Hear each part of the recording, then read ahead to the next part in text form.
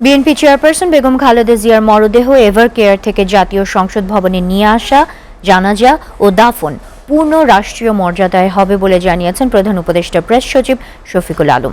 সচিবালয়ে উপদেষ্টা পরিষদের বৈঠক শেষে ব্রিফিংয়ে এসব কথা জানান তিনি। এদিকে আইন উপদেষ্টা আসিফ নজরুল বলেছেন, খালেদা জিয়ার মৃত্যুতে বিগত ফ্যাসিস্ট সরকারের দায় রয়েছে। আশিকুল আলমের প্রতিবেদন।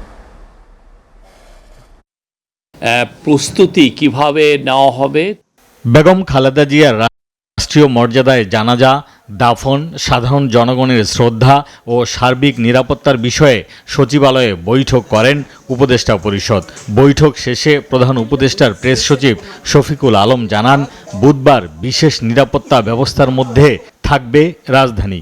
মরদেহ সকালেই এভার কেয়ার হাসপাতাল থেকে জাতীয় সংসদ ভবনে নিয়ে আসা হবে এবং এই নিয়ে আসার সময় পুরো রাস্তার দুই পাশেই একটা স্পেশাল সিকিউরিটি অ্যারেঞ্জমেন্ট ইনশিওর করা হবে। ফুল রাষ্ট্রীয় অনারে ওনাকে নিয়ে আসা হবে, সর্বোচ্চ সিকিউরিটি কালকে ইনশিওর করা হবে।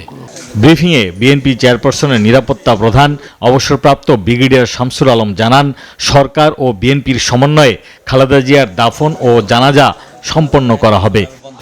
উনি এভার কেয়ার থেকে জানাজায় আসার যে পুরো জায়গাটাই আমাদের নেতাকর্মী এবং জনসাধারণের জন্য শ্রদ্ধার জায়গা হিসেবে আমরা ট্রিট করব।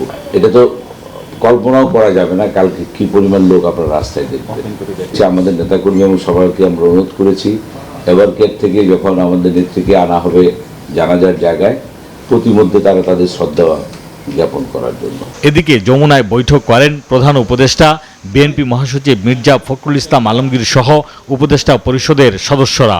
বৈঠক শেষে আইন উপদেষ্টা আসিফ নজরুল বলেন, মিথ্যা মামলায় খালেদা জিয়াকে হেনস্থা করেছিল ফ্যাসিস্ট সরকার। বেগম জিয়াকে যেই মামলায় সাজা দেওয়া হয়েছে সেটা সম্পূর্ণ রংলি, উদ্দেশ্যপ্রণোদিতভাবে, জিজ্ঞাসাপ্রণোদিতভাবে ওনাকে সাজা দেওয়া হয়েছিল। ওনাকে জেলখানায় বিভিন্ন সময় যেভাবে নির্যাতন করা হয়েছিল, বেগম জিয়ার এই মৃত্যুর পিছনে ফ্যাসিস্ট যে প্রধানমন্ত্রী ছিলেন শেখ হাসিনা এবং ওনার যে সরকার আছে, অবশ্যই তার দায় রয়েছে। খালেদা জিয়ার মৃত্যুতে 3 দিনের রাষ্ট্রীয় শোক পালন ও বিদেশি কূটনীতিক মিশনে শোক বই খোলাসহ সার্বিক বিষয়ে সহায়তা করছে সরকার। আমরা আমাদের সবার দায়িত্ববোধ থেকে সুশৃঙ্খলভাবে এই অনুষ্ঠানগুলো আমরা দাফন এবং জানাজার যে কর্মসূচি রয়েছে সেগুলো আমরা পালন করব। Ashikul Alam, SA TV, Dhaka.